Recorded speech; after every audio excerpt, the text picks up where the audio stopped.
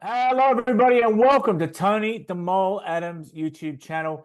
Last week I had a pool and a skyline in the background. This week it's just a different skyline. I was in Nashville last week. I'm in Melbourne, a bit closer to home, Tony, the home of the minor premiers, Melbourne Yes, town. no, How are you? How are I you this feel week? like I can almost touch you, Steve. I'm in Sydney, so we're in the same hemisphere for one of the very rare times. Please don't.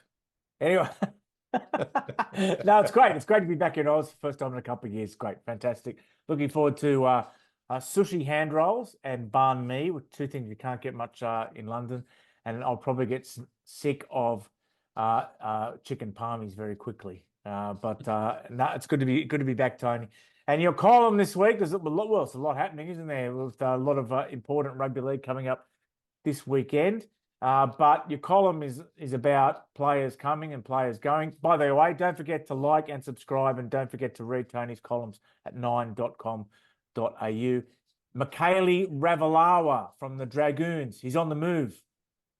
Yeah, that's right. And the Dragons, they had a very inglorious exit from the finals race last weekend. I think it was 44-40, and they set a record for most points in a losing team. But basically, it sort of has not been the year Shane Flanagan wanted. I think we're going to see a bit of a clean out, some dead wood going, and poor old Ravalawa. He sort of fits that category. And surprisingly, he was the Dragons' pin-up boy 12 months ago, scored a record equaling 20 tries for the club.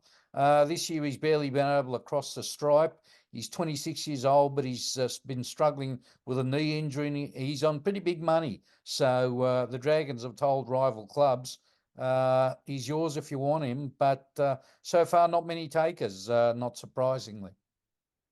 And one of my first years in London, I was at the Trailfinders ground in Ealing where the Broncos played, and Martin Chariots of Fire was there. And I thought it was great. He was there watching rugby league, but he wasn't. He was watching a game on the back field, which was on a bit earlier, a rugby union game, and his son was playing, Tyler. And sure enough, he's come a long way since then, Tyler, hasn't he? He's a second item in your column.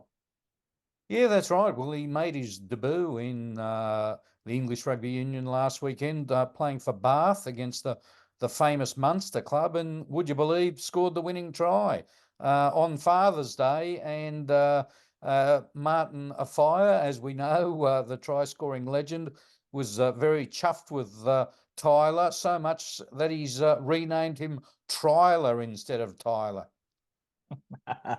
And Tony, you're always covering these dramas in the bush, and in Newcastle, a weird story about a trainer who's using underhanded tactics, but not in a first grade game, under 15s. Yeah, and it's very sad, isn't it, Steve, that it's come to this. I've had a couple of people who overheard him tell his son to take this bloke out for the season by targeting his knees. They've actually put in an official report to the New South Wales Rugby League and the Hunter Junior Rugby League, which covers Newcastle, and they're looking into the allegations. But yeah, it's pretty shabby, and they know who the guy is. It's just a question of whether they can nail him and hopefully rub him out of the game. And Waybne Bennett's continuing his recruitment for South, but not on the field with players, but he's coaching staff. Yeah, that's right. And a fellow very well known in Aussie League circles, Steve Antonelli. He's actually a former Australian schoolboy rugby player. Played a few games with the Panthers in first grade in the 80s, but coaching was his real calling.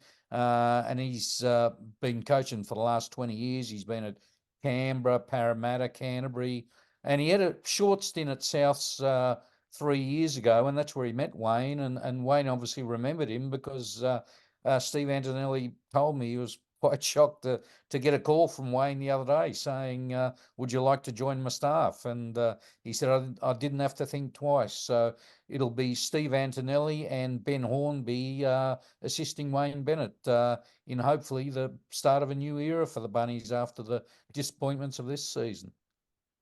Tony, I had a 15-hour flight this morning and I had to wait to get into my room for about 6 hours. So I'm going to hit the hay, but it's going to be good to watch NRL on normal local time. Interestingly, my Watch NRL app, which isn't supposed to work in this country because I've got a UK SIM in it, it does work.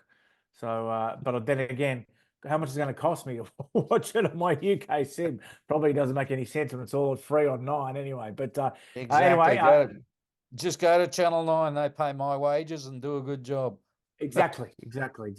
So that's about it for this week. Don't forget to like and subscribe. Next week I'll be in Queensland or something. So and sorry we were a little bit late. It's just because of my travel.